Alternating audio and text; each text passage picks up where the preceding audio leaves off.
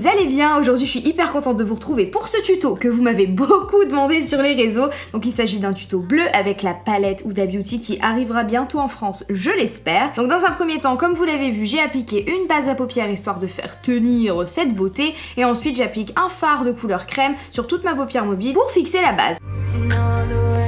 Ensuite, dans le creux de paupière, avec un pinceau estompeur, je viens appliquer ce bleu-ci.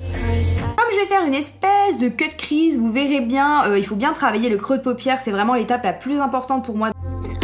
Donc j'estompe tout ça en étirant bien vers l'extérieur de l'œil. Puis ensuite, je viens faire exactement la même chose avec un bleu un petit peu plus foncé. Ensuite, l'estompage. Je ne cesserai jamais de le répéter. Jusqu'à la fin de ma chaîne, je vous le dirai tout le temps, l'estompage c'est le plus important. Donc là, je tire un petit peu sur mon œil pour vraiment que ce soit parfait.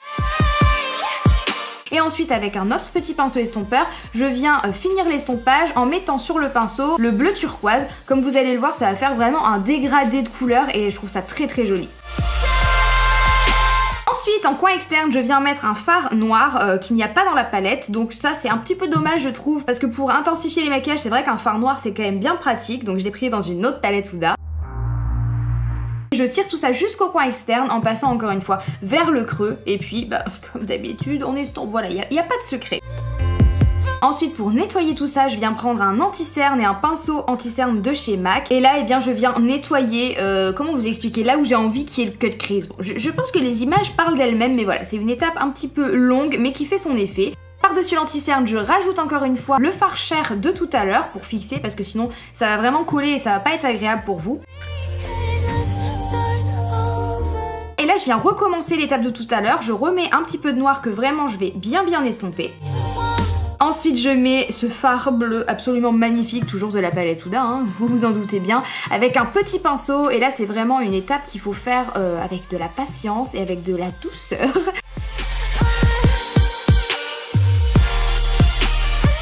Ensuite, je rajoute un troisième bleu. En fait, vous allez voir, c'est juste une superposition de couleurs. Et encore une fois, bah, tout est dans l'estompage, hein, j'en ai marre, j'ai l'impression de radoter comme une vieille de 90 ans. Mais c'est pas grave. Et dernier fard, je viens mettre le bleu turquoise et vous allez le voir, eh bien j'estompe les couleurs entre elles. On fait des petits ronds, on fait des petits mouvements.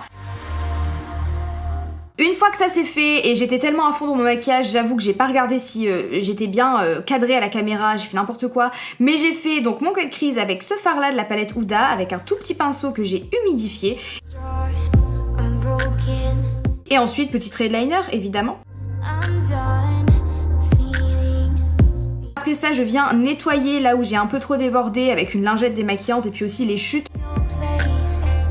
J'ai fait mon teint avec le fond de teint de chez Dior que j'adore. J'ai d'ailleurs écrit tout un article sur la collection Backstage, donc je vous laisse aller voir ça.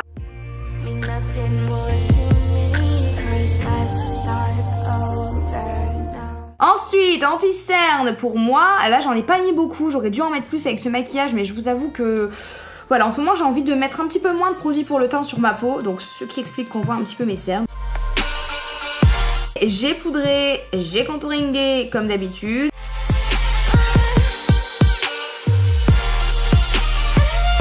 Et évidemment le blush, j'ai pris un petit corail qui va très très bien avec ce maquillage, vous me direz ce que vous en pensez.